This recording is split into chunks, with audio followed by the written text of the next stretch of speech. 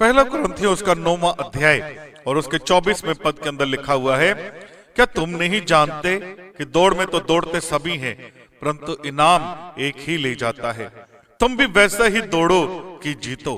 परमेश्वर को हम धन्यवाद देते हैं सुंदर समय के लिए जो परमेश्वर ने हम सबके जीवन के अंदर दिया है।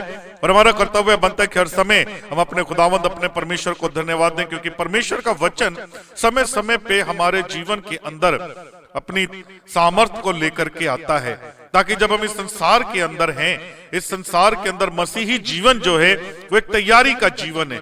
संत पौलुस यहाँ इस वचन के अंदर लिखता हुआ कहता है कि इनाम एक ही ले जाता है, तुम भी वैसा दौड़ो कि जीतो।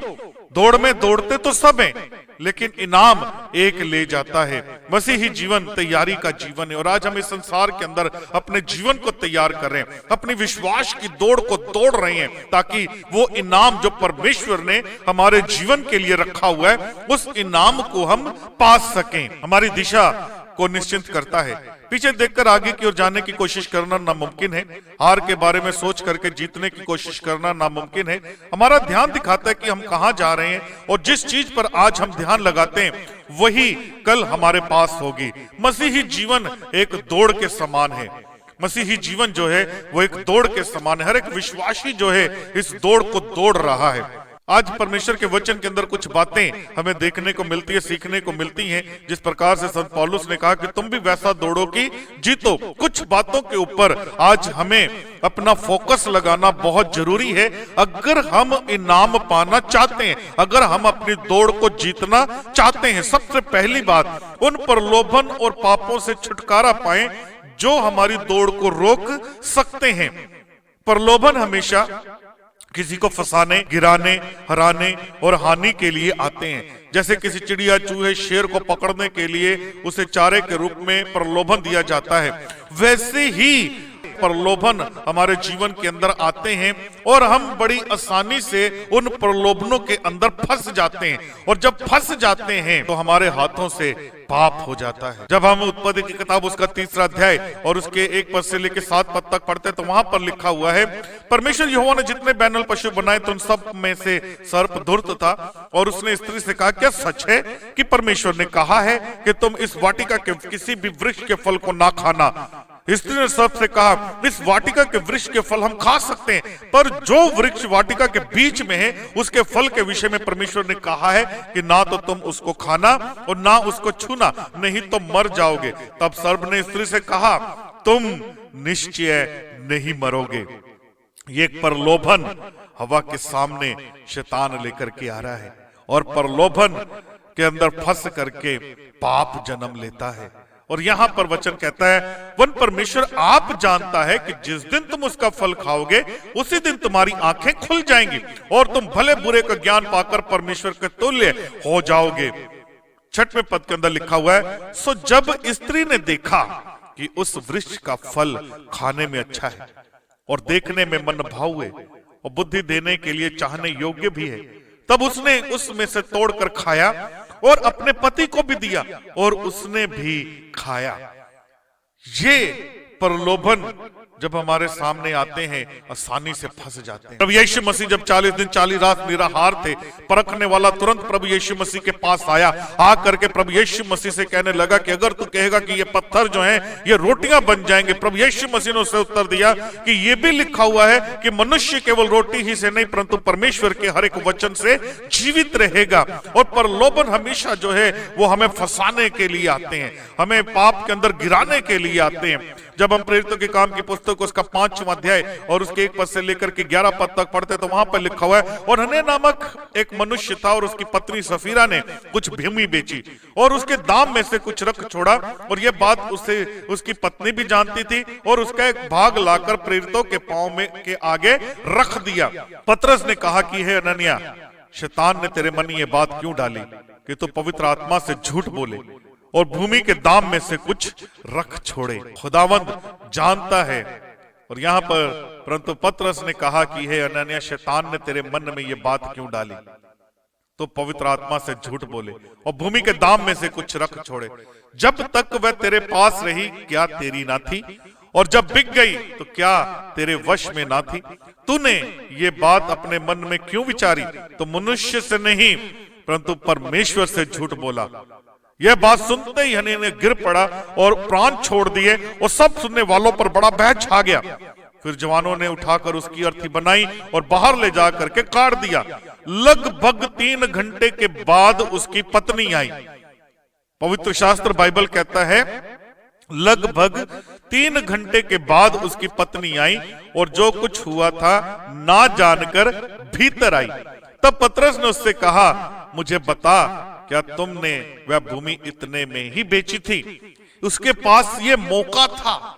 लगभग 3 घंटे के बाद वो आई और उसके पास ये मौका था कि अपनी उस गलती को स्वीकार कर ले, अपने उस पाप को स्वीकार कर ले। लेकिन उसने क्या उत्तर दिया? वो कहती, उसने कहा, हाँ, इतने ही में।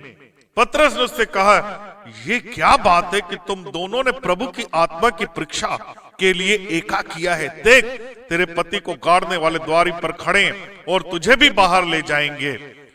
तब तुरंत उसके पांव पर गिर पड़ी और प्राण छोड़ दिए और जवानों ने भीतर आकर उसे मरा पाया और बाहर ले जाकर के उसके पति के पास गाड़ दिया। और सारी कलीसिया पर और इन बातों के सुनने वालों पर बड़ा भय छा गया। जब मत्ती की इंजील उसका 4 बाब और उसके 8 पद से लेके 11 पद तक जब हम पढ़ते तो वहां पे लिखा है, फिर शैतान उसे एक बहुत बड़े ऊंचे पहाड़ पर ले गया और सारे जगत और राज्य का उसका वैभव दिखा करके उससे कहा, यदि तू गिर कर मुझे प्रणाम करे तो मैं ये सब कुछ तुझे दे दूंगा। तब यीशु ने उससे कहा कि शैतान दूर हो जा, क्योंकि ये लिखा है कि तू प्रभु अपने परमेश्वर को प्रणाम कर और केवल उसी ही की उपासना कर। तब शैतान प्रभु यीशु मसीह के पास से चला गया और देखो स्वर्गदूत आकर उसकी सेवा टहल करने लगे।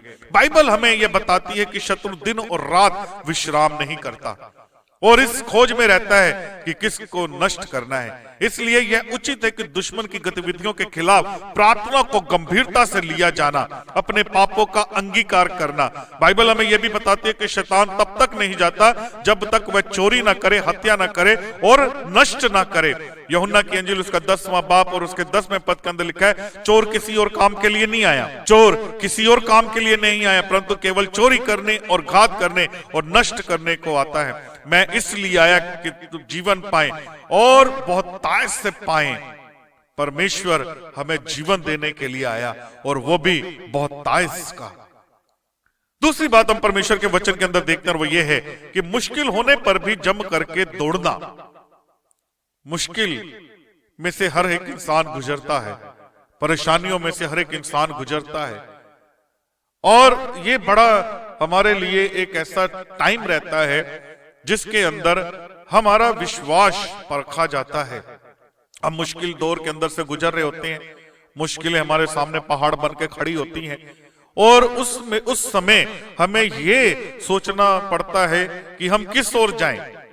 लेकिन उन मुश्किल हालातों के अंदर भी जब हम अपने परमेश्वर को सामने रखते हैं, जब अपने खुदा को सामने रखते हैं, तो परमेश्वर जो है हमारे भरोसे को टूटने नहीं देता, हमारे भरोसे को पूरा करता है। जैसे यहां पर हम इस वचन को पाते हैं, दानियल उसका 3रा अध्याय और उसके 16 पद से लेकर के 30 पद तक पढ़ते हैं। शद्रक मेशक और अबेदनगो ने राजा से कहा कि हे नबूकदनेस्सर, इसके विषय में तुझे उत्तर देने का हमें कोई प्रयोजन नहीं जान पड़ता। हमारा प्रभु, हमारा परमेश्वर जिसकी हम उपासना करते हुए हमको इस धधकते हुए भट्टे की आग से भी बचाने की शक्ति रखता है, वरने राजा वह तेरे हाथों से भी छुड़ा सकता है। परंतु यदि नहीं तो हे राजा, तुझे मालूम हो कि हम लोग तेरे देवता की उपासना नहीं करेंगे और ना तेरी खड़ी कराई हुई सोने की इस मूरत को दंडवत करेंगे। तब नबूकदनेस्सर झुंझला उठा और उसका चेहरे का रंग जो है शद्रक मेशक और अबेदनगो की ओर बदल गया और उसने आज्ञा दी कि भट्टे का टेम्परेचर जो है भट्टे को 7 गुना अधिक धधका दो। शद्रक मेशक और अबेदनगो ने कहा कि हे राजा सुन, जिस परमेश्वर की हम आराधना करते हैं, जिस परमेश्वर की हम उपासना करते हैं, वो परमेश्वर हमें तेरे हाथों से भी छुड़ा सकता है, वरने राजा वो हमें इस धधकते हुए भट्टे की आग से भी बचाने की सामर्थ्य रखता है।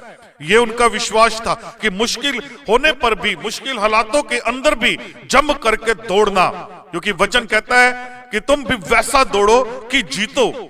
अब वो मुश्किल थी उनके सामने एक आग का भट्टा, और उन्होंने कहा कि हे राजा, जिस परमेश्वर की हम आराधना करते उपासना करते हैं, वो परमेश्वर हमें इस आग के भट्टे के अंदर से बचाने की सामर्थ रखता है।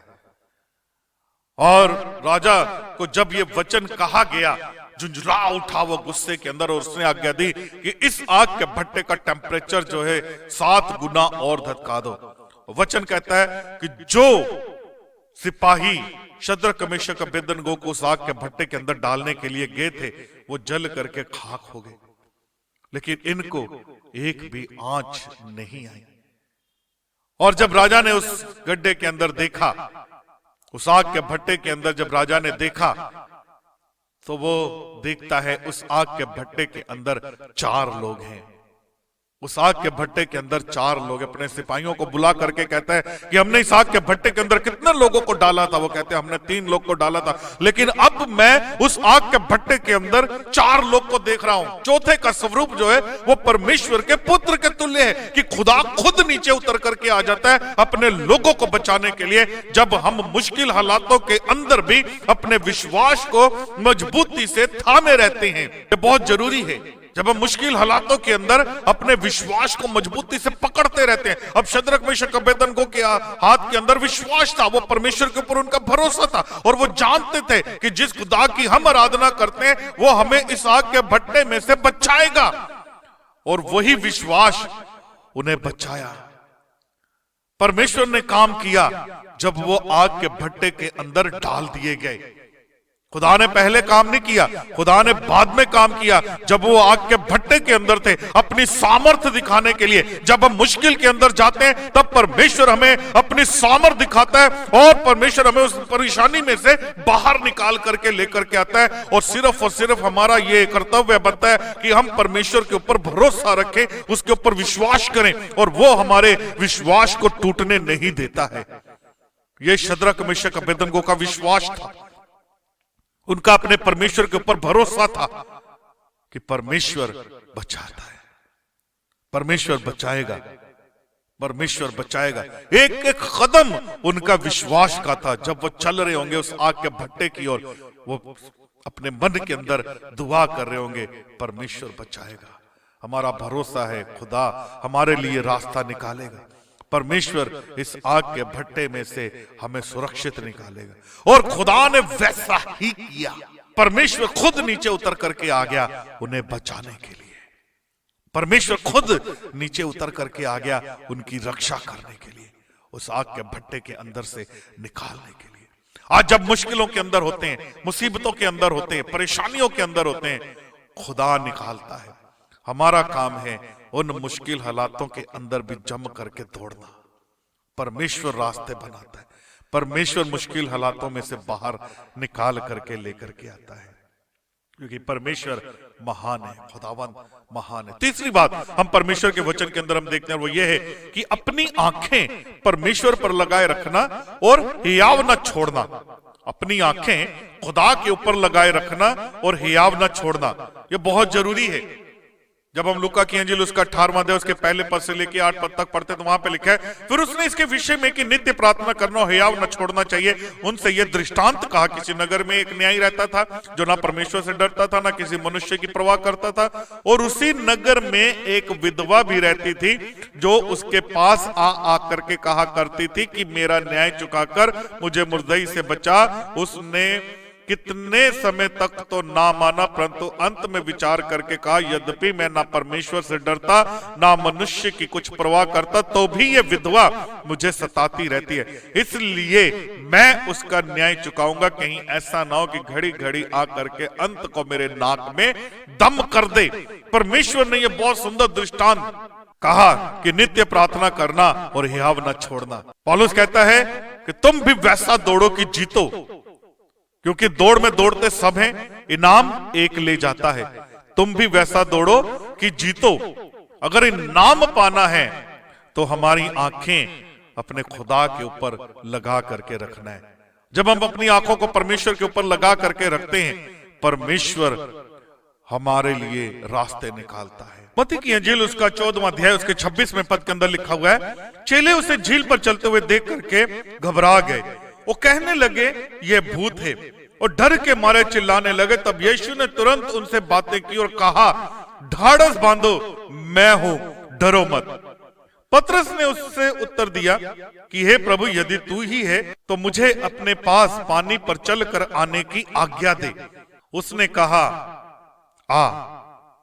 तब पतरस नाव पर से उतर करके यीशु के पास जाने को पानी पर चलने लगा, पर हवा को देख करके डर गया और जब डूबने लगा तो चिल्ला करके कहा कि हे प्रभु, मुझे बचा, कि अपना हियाव न छोड़ना।